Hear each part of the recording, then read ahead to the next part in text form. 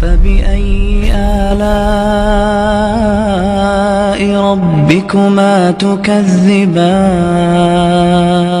شروع اللہ کا نام لے کر جو بڑا مہربان نہایت رحم والا ہے۔ جو چیز آسمانوں میں ہے اور جو چیز زمین میں ہے سب اللہ کی تسبیح کرتی ہے۔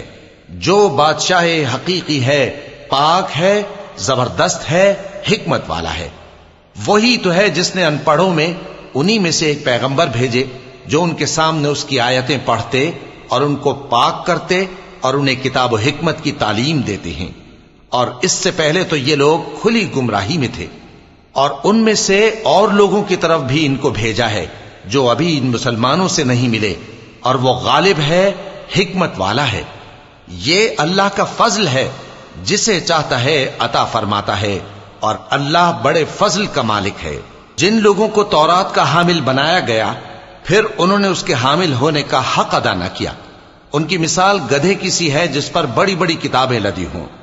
جو لوگ اللہ کی آیتوں کی تکذیب کرتے ہیں ان کی مثال بری ہے، اور اللہ ظالم لوگوں کو ہدایت نہیں دیتا۔ کہہ دو کہ اے یہود، اگر تم کو یہ دعویٰ ہو کہ تم ہی اللہ کے دوست ہو اور دوسرے لوگ نہیں، تو اگر تم سچے ہو تو ذرا موت کی آرزو تو کرو۔ اور یہ لوگ ان اعمال کے سبب جو یہ کر چکے ہیں ہرگز اس کی آرزو نہیں کریں گے، اور اللہ ظالموں سے خوب واقف ہے۔ کہہ دو کہ موت جس سے تم بھاگتے ہو وہ تو تمہارے سامنے آ کر رہے گی، پھر تم پوشیدہ اور ظاہر کے جاننے والے مالک کی طرف لوٹائے جاؤ گے، پھر جو کچھ تم کرتے رہے ہو وہ سب تمہیں بتائے گا۔ مومنو، جب جمعے کے دن نماز کے لیے اذان دی جائے تو اللہ کے ذکر کی طرف لپکو اور خرید و فروخت ترک کر دو، اگر سمجھو تو یہ تمہارے حق میں بہتر ہے۔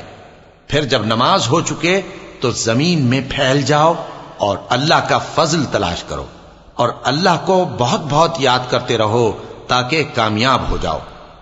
اور جب ان لوگوں نے سودا بکتا یا تماشا ہوتا دیکھا تو ادھر بھاگ لیے، اور اے نبی صلی اللہ علیہ وآلہ وسلم تمہیں خطبے میں کھڑا چھوڑ گئے۔ کہہ دو کہ جو چیز اللہ کے ہاں ہے وہ تماشے اور سودے سے کہیں بہتر ہے، اور اللہ سب سے بہتر رزق دینے والا ہے۔